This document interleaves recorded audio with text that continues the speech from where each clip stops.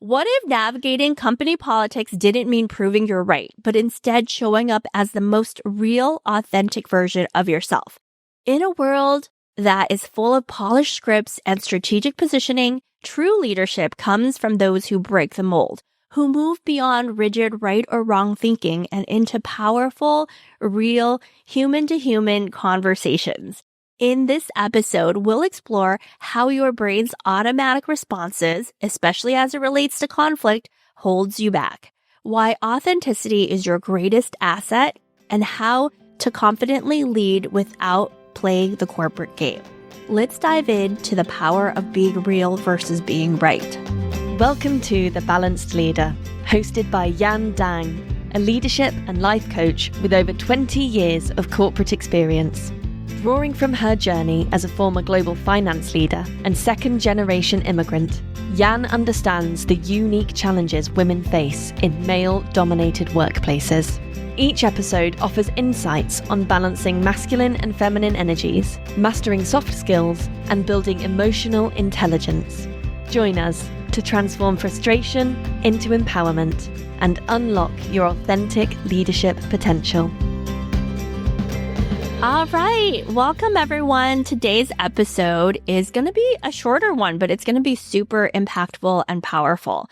Today, we are talking about leading powerfully and authentically and how it's really more about being real versus being right. This has been a skill that has helped me set myself apart from a lot of other people in the corporate world because my ability to be truthful, to be honest, has helped people to see me more clearly, to connect with me in a deeper level, and especially in some of these heated conversations has helped me to feel more confident in who I am. It's really helped me to trust myself more and to have confidence in my feelings and my thoughts about a certain situation. It's also been super helpful in me opening my brain up to other people's perspectives and motivations and find that this piece has helped me to have a broader perspective. And when we have a broader perspective and we're thinking more expansively, we can actually, as a team, as a group of individuals working in a company, come up with better solutions, more innovation. But we can't do that if we don't really feel safe. That's why there's so much research on psychological safety and how important it is to be safe. Because if we don't feel safe, we're not going to show up as real. We're not going to show up as authentic. We're going to try to say the right thing, the surface level thing.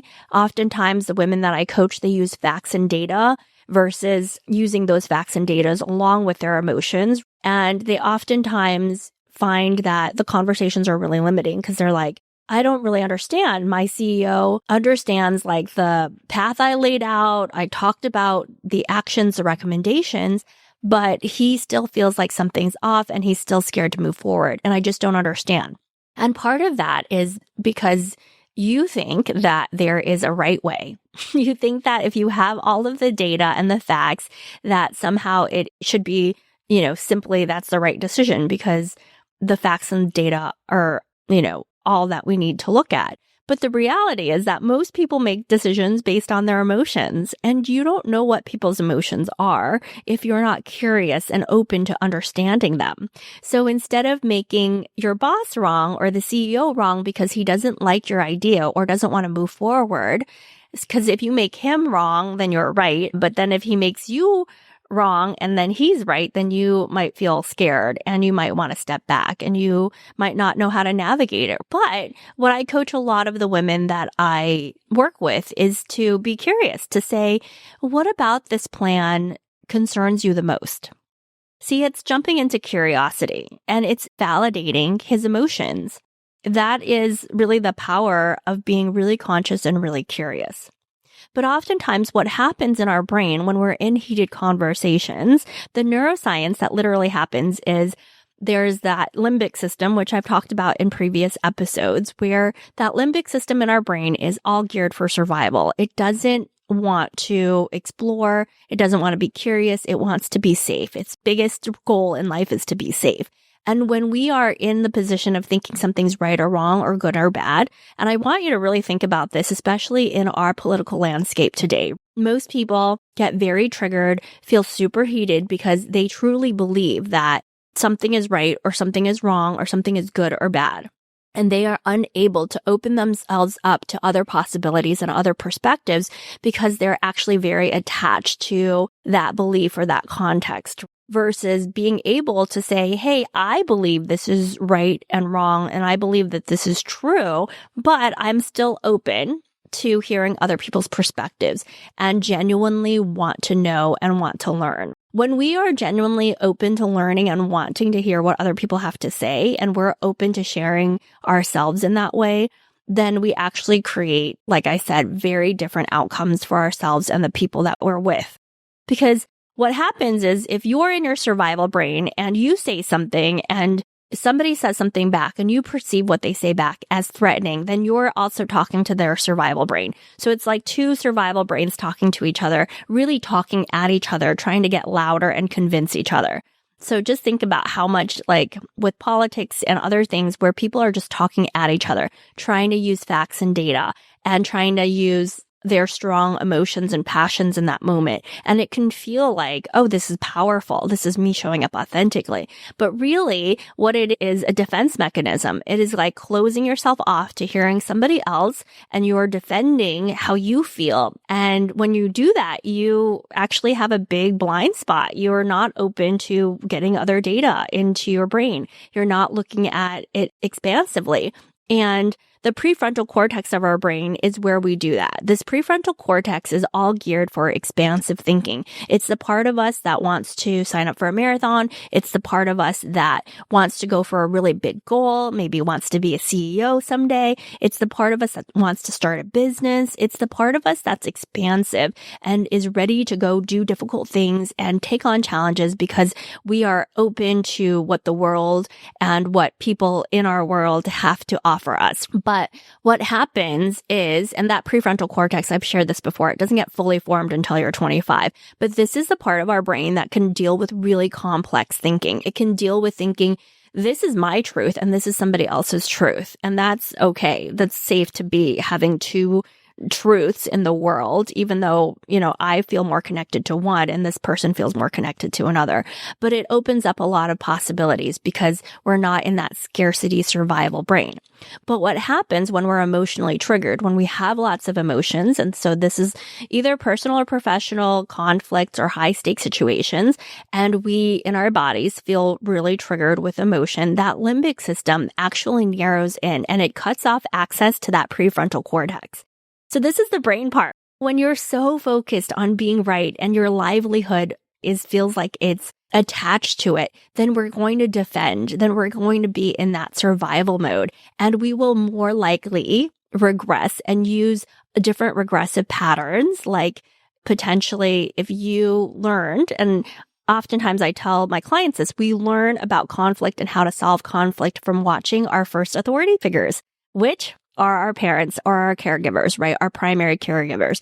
All of this gets laid down between the ages of 0 to 7. So if your parents were really conflict avoidant, you may be conflict avoidant. So even if you feel really powerfully that you're right, your regressive pole, in a board meeting when somebody else says, I actually don't agree with your approach, what you might end up doing because you are in that survival brain and that fear, and instead of asking that question of like, well, what part don't you agree with? Tell me more about that. You might just totally narrow in on yourself. You might shrink down. You might just be quiet for the whole rest of the meeting, right? That might just be your patterns. And Dr. Joe Dispenza, actually, he's a neuroscience who's done a lot of research on this. And he talks about how by the age of 35, most of what happens to us, most of the way people operate is very subconscious. We use our past patterns from our past work experience. We use patterns from our childhood. We use all of these different ways to, show up. And especially if we're triggered, especially if we're emotionally triggered and you're not in that prefrontal cortex thinking, you're going to be regressing and you're going to show up in patterns that feel safe for you, feel familiar for you, but aren't going to create that growth and have you showing up as a powerful, authentic leader. Hey, podcast listeners, what's a simple way you can step into your next level of confidence as a leader? if you want to show up powerfully, whether that's leading a team, making big life decisions, or tackling tough conversations, confidence is obviously the key. But what's standing in your way? In the Confidence Hack, you'll learn my proven strategies to overcome the self-doubt, imposter syndrome, and limiting beliefs that are subconsciously stopping you from showing up as the confident leader you know you can be. To lay the foundation for stepping fully into your potential in just a few minutes, download the Confidence Hack completely free by going to www.aspire-coaching.co/confidence-hack. Don't wait. Your next level of confidence is just a few clicks away. And this is why it's really important to learn the skill of being onto ourselves and going to school on ourselves. This is something that I teach a lot of my clients. If we can learn how to track ourselves and notice ourselves, not being authentic to ourselves, repeating ourselves, positioning ourselves in a way that is really about being right, we can actually intercept ourselves. We can create a different response. And a lot of times in the trainings that I give, I talk about Viktor Frankl, who obviously trained himself and has this amazing quote about how between stimulus and response, there's a space. And in that space is our ability to choose consciously. How do we want to show up? Are we going to use more surface level data? Are we going to use our old tactics to show up? Are we going to make the other person wrong? A lot of times in our world right now, people are clinging on to rightness or righteousness, and it's like a defense mechanism, and it really closes a person off from having this human to human connection, this curiosity. But if you're able to calm yourself down, take a few deep breaths, notice yourself in that train of mind and that thought track, then you can actually create that internal safety, which I'll have the podcast producers link here, internal safety, naming your emotion, that actually calms the brain down enough to allow that prefrontal cortex to work. And when I am talking about being real, it is in that prefrontal cortex, because being real, there's not just a right answer. Is being real can be messy, can be truthful, requires you to be curious, requires you to connect with your own emotions. And that allows other people to see what's going on with you. And I'm going to give you some real world examples of this, because I think oftentimes people are like, well, I was being real. I do truly feel like this is the right answer. And that's another part of the talk track, right? It's just continuing to convince that there's a right way versus a wrong way. And if we're in this thinking, something's right versus something's wrong, something's good versus something's bad, then there's always a power position at play. Somebody is bad and wrong, and somebody else is the other way. So that power dynamic doesn't create mutuality. What we're really talking about here is being real is to be mutual with someone, to be honest with someone. And I want to share an example from my career. I remember I was in my early 30s. I had just started with this company, and I was in Chicago. The leadership team was in London, and I got kind of tapped from other sister companies to look at another job. And I think I was probably less than 6 months into this job. So politically and just like from a company standpoint, it was kind of odd for me to be looking because I had just started this company. But I had real feelings. I didn't really love working with this leadership team that was in London. And I remember, when my boss's boss came to Chicago and he wanted to have a meeting with me, and he didn't seem very pleased. He didn't seem very happy. I was scared for sure. And he had said something to me like, hey, tell me what's going on. I heard that you are interested in these roles. You've just started here. We've made a big investment bringing you on here. What's going on? And I appreciated that he was in person to have this conversation. I appreciated him wanting to know. I still felt scared. I was still like, ooh, he's not going to like what I have to say. And part of me wanted to be surface level. I wanted to defend. I wanted to say, well, they tapped me and I was curious to learn more. And very surface level, innocent, like, they wanted to know. But I made a critical decision in that moment, which really changed the trajectory of my leadership and my ability to be authentic with my boss's boss, who eventually became my boss because I accelerated. And this is a pivotal moment of that acceleration. Instead of choosing to be surface level and to sort of brush him off or manage him, I told him the truth. I said, hey, listen, I feel like I'm doing the best I can in my role in Chicago. I make lots of recommendations, and I think I've accomplished a lot of things. But every time I have these recommendations, I get a lot of pushback from you and the London team about my decisions, and I feel micromanaged. And so I like this job, but I was curious because I honestly feel like you guys don't trust me. And that was super real. And that wasn't easy for me to say, right? But what happened right after that was, of course, there was a pause. He really took in what I was saying. And noticing all of these things also helped me to create safety in my body, to be there and present and not want to shrink back. And he actually said, I can see where you're coming from. And that made the world of difference, because instead of us trying to convince each other, instead of him making me bad and wrong and me saying that I'm right, it actually became the bridge of honesty, trust, and rapport that helped us to not just talk about the surface level problem, but to resolve what was going on. And I just very much felt seen and heard in that moment, which enabled me to feel even more secure in my job and helped me to create a stronger foundation with him and the rest of the London team. But if I had chosen to be, surface level, right, and defend and all of those things in that moment, that wouldn't have been what was being created. And especially in this world where we're, global and you're not always going to be seen with people, and we're kind of having all these conversations through Zoom, I think a lot of times people are like, well, it's harder to be authentic. Well, it's the same hardness, right? But we need to create safety for ourselves and share our truth, because truth is disarming. It is being super present. People will trust you when you're being honest, even if they don't like the message. This is where trust and connection gets built. And this is how leading powerfully and authentically really come through. So instead of going at something to try to fix a problem or position something or manage someone, being real with them can create a whole new list of possibilities. And for me, what happened in that circumstance was he actually became my boss. I kept getting promoted, and people knew me better. People understood where I was coming from. And it was because I decided to show up as a real person, not just a fake person, not just parts of me that I liked. It wasn't easy for me to say those things, but being an authentic, powerful leader is not always easy. And so this is the path towards that. And so for you, as you're looking at the conflicts that you're dealing with, asking yourself, am I choosing to be right in this moment? Or what would it look like for me to show up as real? And the more and more you track yourself, the more and more you notice, the more you are going to start intercepting those past automatic habits or defense mechanisms that come up, and the more powerful it will be for you.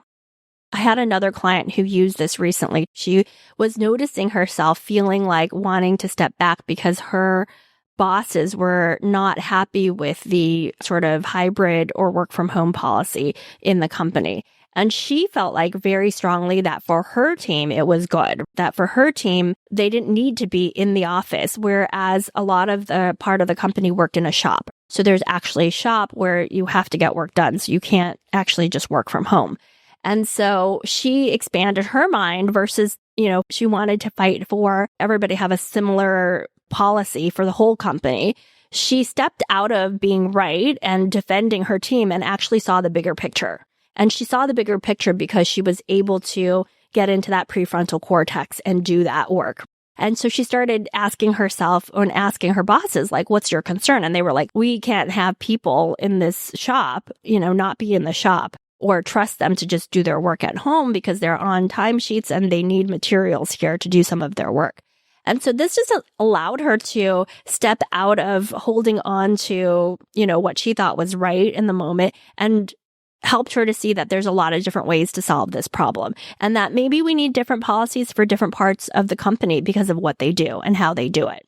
And so I just want to share that example because that, again, allowed her to be authentic, powerful, and understand and be curious about what her CEO was saying and why he was feeling so strongly one way or the other. She was more focused on her own people versus the whole company. And so if she had just focused on that and made him wrong, that would have just ensued a lot of things that, would not be helpful for the company. Instead, she focused on the broader perspective and helped them come up with a policy that would be a win for her and the win for the people in her company, but also a win for her leadership, who was really concerned about productivity in the shop. All right. Well, that is the episode today. It's a shorter one, but it's such a powerful message. And again, just notice where you want to be and how being real, what would that look like for you? How would you navigate things? How to be able to be authentically you in these situations, disarm people with your truth and your presence, and be super curious. But we can't be curious and connected to other people without having that safety within ourselves. And so this is where that emotional intelligence piece comes into play, and how we can support ourselves with that piece and feel safe in our bodies to show up more real in the real world and have these authentic conversations. I'd love to hear what you think about this episode and how it is impacting you and your leadership. Feel free to connect with me on LinkedIn. I'd love to hear anything you have to say. It's just Yan Dang on LinkedIn. And of course, leave a review of this show. Thank you so much. See you next week. Thank you for being a part of the Balanced Leader community. We hope you found today's episode inspiring and actionable. For more resources and to connect with Yan, visit us at aspire-coaching.co. Until next time, keep leading with confidence and purpose.